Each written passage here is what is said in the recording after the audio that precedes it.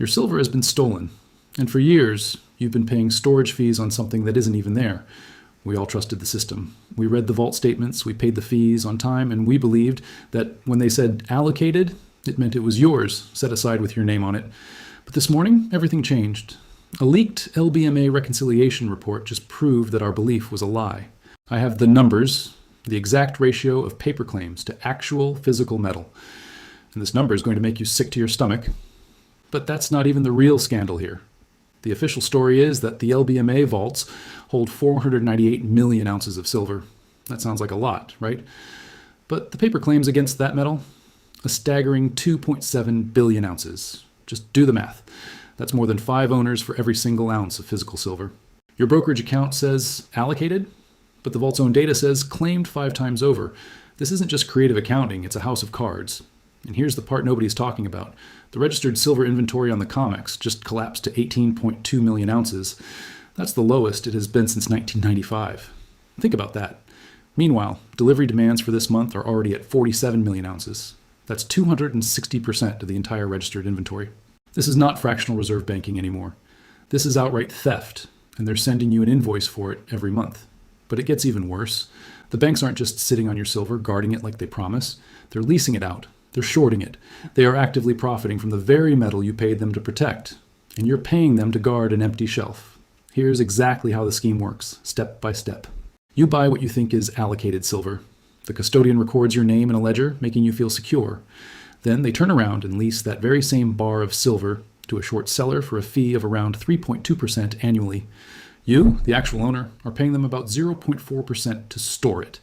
They get to pocket the entire difference. And they're not hiding it, if you know where to look. The leaked rate sheets show that a major bank like JP Morgan generated $340 million last year in hidden lease income. That's income from your metal, the metal that you legally own. Why would they ever store your silver honestly when they can rent it out to 5 different people at once? The simple answer is they wouldn't, and they don't. And now we have the proof. Your allocated account is nothing more than an empty shelf with it for sale. Sign on it. The silver was sold the moment you bought it. Let's connect all the dots here. They collect storage fees from you. They collect lease fees from short sellers. They collect profits from shorting the price of silver down. And what do you collect? Nothing but a piece of paper, a statement that claims you own something you don't. Now, watch what happens when you connect this scam to what's happening on the COMEX.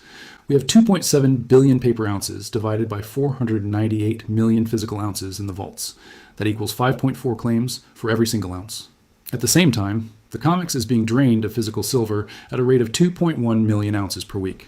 At this pace, the registered inventory will hit 0 in just 8.6 weeks. 8 weeks. Think about what this really means for the market.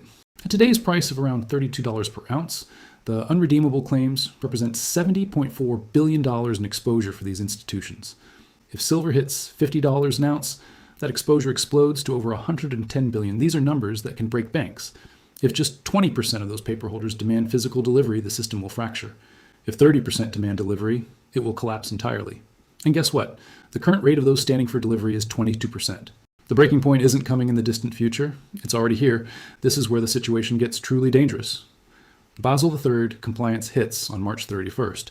This is a new set of international banking regulations. Under these rules, banks must prove they have net stable funding for their precious metal positions. The days of playing paper games are coming to an end. They will have to prove they have the physical metal. And look at the markets.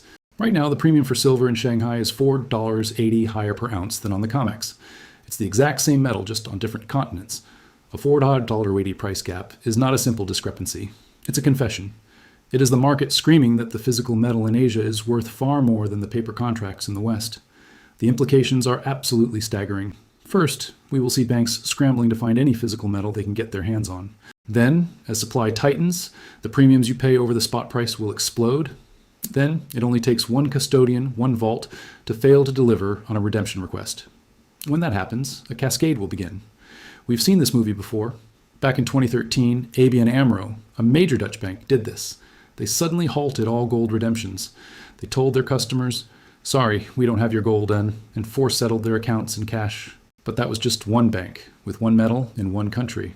What we're facing now involves every major custodian, both gold and silver, on a global scale, and the timeline has just been massively accelerated. Based on this data, I predict the first allocated account failure will hit within the next 60 days. Once confidence breaks in a system built entirely on trust, it breaks everywhere at once. There's no such thing as a partial collapse. I see silver breaching $48 an ounce by June 2026, but that's just the paper price. The physical premiums, the extra amount you'll have to pay to get your hands on a real coin or bar, could easily hit $12 over that spot price. We will see two separate markets emerge, the worthless paper market and the real physical market. The first major custodian to fail to settle will happen by May 15th. Mark your calendar. Here's what you need to watch for. Keep an eye on the COMEX registered inventory dropping below 15 million ounces. Watch for the Shanghai premium over COMEX to exceed $6 an ounce. And be very suspicious of any sudden announcements about technical maintenance or system upgrades from the big ETF custodians. When they halt redemptions, it's already too late. The exit door closes long before you can even get to it. And this is just the beginning. By watching this, you now understand what 99% of people who think they own silver still don't get. Their metal isn't there. It never was. You saw this coming before the crowd. This is the kind of analysis that protects your wealth. It's based on real data and real implications, not hype or fear. When that first custodian fails, you'll know exactly why it happened before anyone else. This video is for educational purposes only and is not financial advice. Please do your own research. They've been taking your silver, now you know it. Thank you for watching. Make sure to subscribe to JonFunds AG for more insights like this.